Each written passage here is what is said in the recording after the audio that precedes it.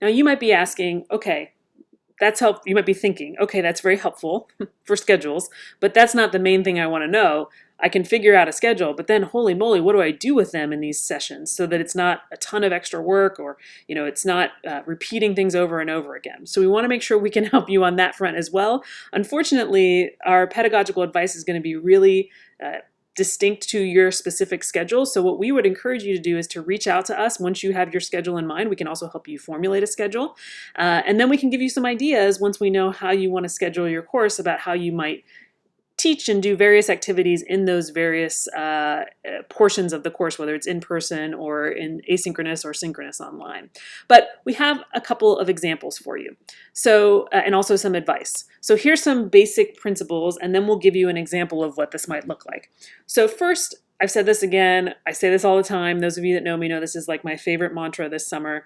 You should design a fully online course first for a million reasons. If you haven't watched the video on why you should do that, you should go watch that video right now. So designing a fully online course first, designing fully wonderful online activities is important for multiple reasons. Second, for the sake of your workload, the way you should think about this is that any activity that you don't want to repeat, whether because it takes so much energy to do that activity as an instructor, if it's a lecture that's really difficult and complex, and a demo that's really hard to repeat, any activity that you don't want to repeat, you should design as an online activity so that it's done once for all your students that they can access, and then other things happen in the face-to-face, in-person material. We also think, and I feel pretty strongly about this, that the first encounter with the material, so depending on your discipline, this may be reading or it may be a lecture, that when students are first encountering material, it's best that that happens online on students' own time. For a variety of reasons, that's one of the things that online does really well. Students can rewind and fast forward their lectures, which is better than sometimes a live lecture where they feel intimidated to ask questions. So if they first encounter the material online, then you can use the in-person sessions for what I call supplemental work, which would be applications of what they've learned, asking questions about what they've learned, working on problem sets, applying what they've learned, and asking you questions about whether it's working or not. And again, if you're doing the 20-minute, 20-minute, 20-minute, this is a perfect chunk of time for them to come in and ask you questions about the lecture and work out some problems with you and then move on for the rest of their day. So what does this look like in practicality? So again, let's go back to this 20-minute, 20-minute split. It's maybe a little weird for you to imagine this 20-minute splits, but it could work. It certainly could work, and I know some of you are thinking about it.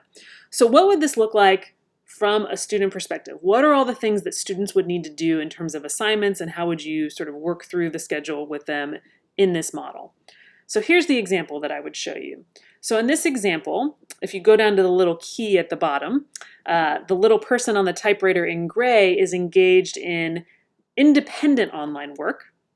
The box with the yellow students is an in-person class. The yellow person on the computer is engaged in engaged online work. So this would be discussion boards or working with other students online. And then the gray person without a computer is just engaged in independent homework like we always would expect them to do as they're preparing or studying for course. So the way this would work is that you might imagine that on Sunday night, the students would spend 40 minutes doing independent work online where they're watching a lecture.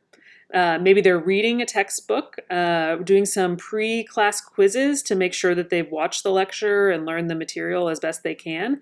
And then they would come into an in-person class for 20 minutes where they would either work on problems with you, raise questions and answers, or they would have discussions of the material that they had read and learned about the night before. Then they would leave class, and the rest of the day they would be spending an hour online, an additional hour online, working on discussion boards or other kinds of engaged activities with their peers online. Then repeat again. So there would be 40 minutes of them watching a lecture, maybe reading, etc., to prepare for Wednesday's class period. What's different now is we might throw in 2 hours of just additional study or additional homework that we would traditionally assign they would do on Tuesday night. Wednesday would look the same as Monday, Thursday would look the same as Tuesday, and then Friday they would meet in class to work out problem sets, but they wouldn't have to do the additional asynchronous work in the evening, and Saturday they would get off. So this is an example of what it might look like. And I think, you can pause the video. That's what's good about recorded lectures, and think about this a little bit more. And we are certainly welcome to answer your questions. But this is not that, it does look like, when you first encounter it, oh, this is complicated. But actually, this is far simpler than doing the simulcasting where you're trying to manage multiple students at the same time. This is pretty close to a traditional classroom. The only difference is that you're moving about 40 minutes of your normal class period to before class, where they would watch some of the material you would do in class online and engage online before they come to class for 20 minutes. So hope this is helpful for you, and it gives you an idea. And again, we're happy to talk to you more about your schedule and some things that you might do within your schedule. But those of you that are teaching the more interesting animal, which is as complicated as this, blended with rotating cohorts, but also with an online pathway, we will have some more tips for you in the last and final video of this series.